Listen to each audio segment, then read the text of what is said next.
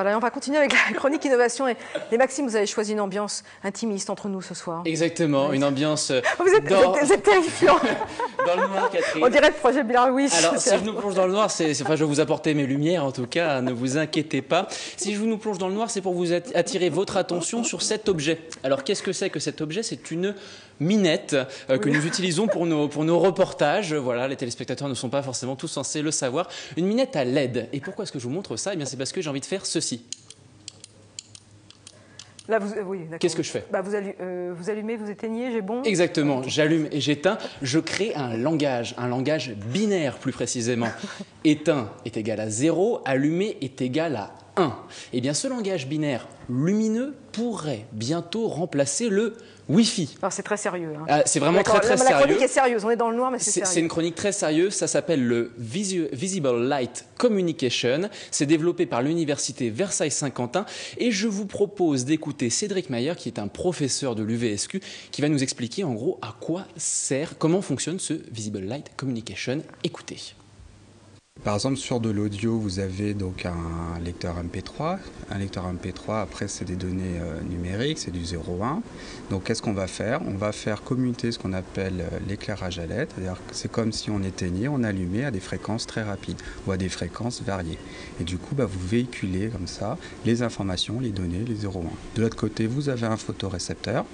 Et il retranscode, il redécode cette information-là pour transformer ça en une musique. C'est exactement le même principe que sur du Wi-Fi.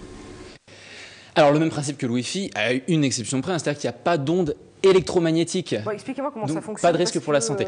Moi, je ne comprends pas tout, franchement. J'ai bien compris votre langage binaire allumé-éteint. Oui, allumé-éteint, ça marche très bien, d'accord. Voilà, donc on transmet une information par un langage. Ouais. C'est un code, en fait, finalement.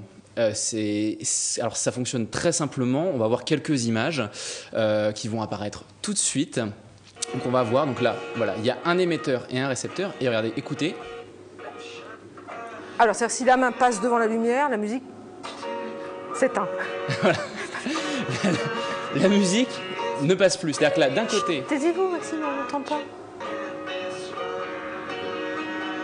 Ok, c'est clair. D'un côté, on a un émetteur, de l'autre côté, on a un récepteur, et la musique circule par les ondes, par le spectre lumineux. Alors, on peut faire la même chose avec de la vidéo. Vous allez voir ça tout de suite également en image.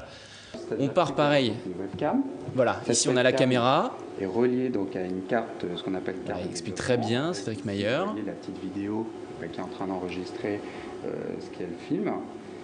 Et ensuite, les informations sont envoyées via le câble ici. Donc, c'est le langage binaire qui envoie ça à une lampe qui est constituée de LED, comme les petites lampes qu'on avait tout à l'heure en plateau. Ici, à nouveau, la photorécepteur. Ça arrive sur ce récepteur et ensuite, c'est retransmis à l'écran.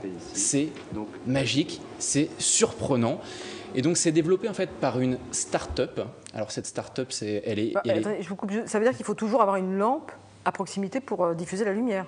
Alors oui, tout à fait. Oui, bien sûr, il faut une source lumineuse, c'est très important. Il faut une source lumineuse. Il faut une source lumineuse, alors ça peut être une source... Et que des LED des LED. Ma petite ampoule de tout à l'heure avec... Non, celle-là ne peut pas fonctionner, c'est vraiment des LED, parce que en fait, le principe avec les LED, c'est qu'on peut les allumer et les éteindre jusqu'à 1 milliard de fois par seconde. Donc c'est autant de combinaisons d'extinction et d'allumage qui sont possibles. En fait, c'est infini, quoi. Donc c'est-à-dire qu'en gros, on peut transférer ces 1 gigabit par seconde. Donc c'est quand même énorme d'informations. Un beau débit. Un très très beau débit. Fichier vidéo, fichier photo, texte. Alors pour l'instant, la seule chose qu'on ne peut pas faire, c'est envoyer et renvoyer. C'est-à-dire que pour l'instant, ça ne fonctionne que dans un seul sens. C'est-à-dire que là, à terme, l'objectif du laboratoire qui développe ce système, qui est donc un laboratoire de l'université Versailles-Saint-Quentin, l'objectif c'est de pouvoir utiliser ça pour Internet. Et donc Internet, ça implique des échanges. Et donc pour l'instant, il n'y a pas d'échange possible. Concrètement, là c'est des essais. Est-ce que concrètement on peut voir une réalisation, on pourrait envisager une réalisation? Il y a déjà pas, des sociétés qui se sont montrées intéressées? Alors, il y a des sociétés qui se sont montrées intéressées. Il y a la SNCF, par exemple. La SNCF qui, actuellement, vous savez que quand on prend le train, il n'y a pas de Wi-Fi disponible. Déjà, on a du mal à avoir la 3G. La 4G, on en parle dans certaines régions de France, mais pour l'instant, on n'en voit pas la couleur. Donc, pourquoi pas le Wi-Fi? Et le Wi-Fi coûte extrêmement cher à développer. Donc, cette start-up, alors oui, je vais peut-être clarifier un peu la situation. Je vous parle de start-up, je vous parle de labo. Oui. Le parcours, en fait, ce qui s'est passé, c'est que ce sont des chercheurs d'un laboratoire de l'UVSQ qui ont créé une start-up dans laquelle l'Université Versailles-Saint-Quentin a investi des fonds. C'est-à-dire que là, sur 5 ans, il y a 500 000 euros. L'université est actionnaire d'une start-up. Voilà, exactement. Et en fait, là, on passe en phase de commercialisation. Et donc, je vous le disais, donc, la SNCF est intéressée. C'est-à-dire que bientôt, peut-être que grâce à ce système, on pourra utiliser nos tablettes, nos téléphones, nos smartphones, pour ne pas citer de marque, dans les transports en commun grâce à la lumière. C'est-à-dire que les transports en commun, c'est un environnement parfait pour ça. Il y a un musée aussi qui est intéressé. Il n'est pas en France, il est à Montréal. Il est à Montréal. Il va être ouvert au mois d'avril 2013. Il s'agit du musée Grévin. C'est exactement la même chose que celui qu'on a à Paris, sauf que ça va être à Montréal. Et il y a une commande pour 400 000 euros qui a été faite auprès de cette start-up pour des tablettes. Des tablettes, en fait, le système. Alors, on va voir quelques images aussi. C'est très simple, c'est-à-dire que quand on arrive devant une statue, il y a une lumière qui est juste au-dessus de la statue, voilà, et elle envoie une information à la tablette. L'utilisateur n'a rien à faire, c'est-à-dire que contrairement aux audio guides... Une fois que la tablette sort ça s'arrête. Ça s'arrête, et donc on passe à une autre lumière. Et en fait, contrairement aux audio guides, vous connaissez les audio guides, le principe, voilà, on en donne à l'entrée des musées, on est obligé de sélectionner une piste avec un numéro en fonction de la salle dans laquelle on arrive. Et bien là, c'est pas le cas du tout. C'est vraiment complètement intuitif, complètement instinctif. Il n'y a pas besoin de connaître quoi que ce soit. C'est-à-dire que même les enfants, par exemple, qui ne savent pas lire, peuvent utiliser ce type de tablette. Voilà, on arrive, on se balade comme ça, hop, là, là, hop, et puis il y a un contenu qui s'affiche. En tout cas, ce que je retiens, c'est que c'est bon pour la santé, parce qu'il n'y a pas d'ondes électromagnétiques. Il n'y a pas d'ondes électromagnétiques. On dit qu'elles peuvent être potentiellement nocives. Alors,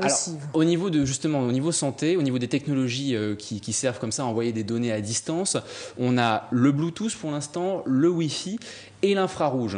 Le Wi-Fi, onde électromagnétique, infrarouge, faible portée. On pourrait pousser la portée un peu plus, mais le problème, c'est que ça commencera à devenir dangereux pour les yeux, puisque l'infrarouge, c'est bien le principe, c'est qu'on ne le voit pas, enfin l'œil humain ne le voit pas. Et le Bluetooth, des ondes également.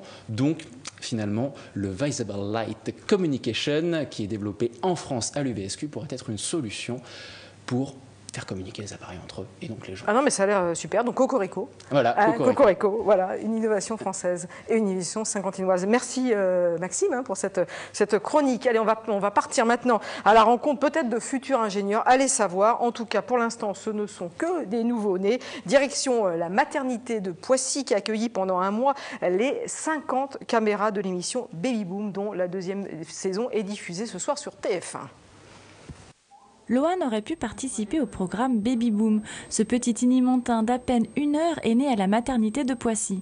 C'est dans ce service que les caméras de TF1 se sont installées pendant un mois pour filmer la 2e saison de Baby Boom, un programme à mi-chemin entre documentaire et télé-réalité. Les caméras sont fixes, en fait, elles sont installées à l'avance dans le service, ce qui fait qu'on n'a jamais aucun caméraman en visu.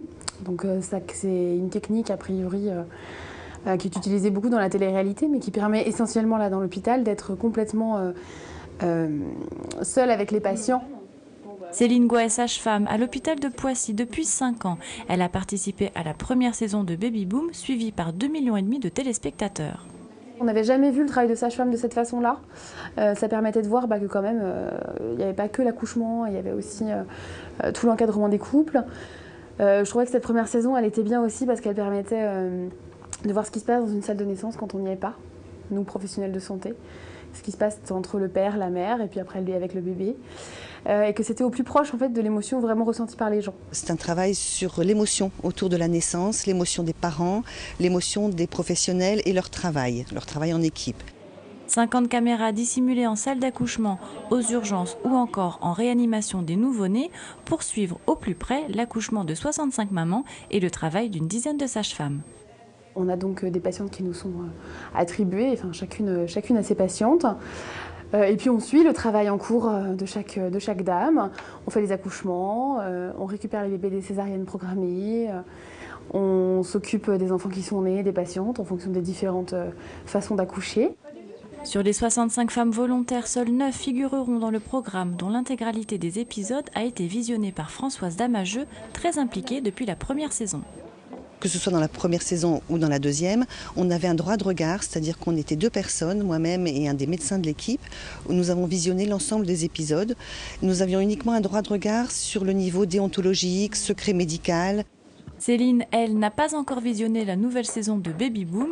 La sage-femme découvrira en même temps que les téléspectateurs le premier épisode sur TF1, mardi 18 septembre à 23h15.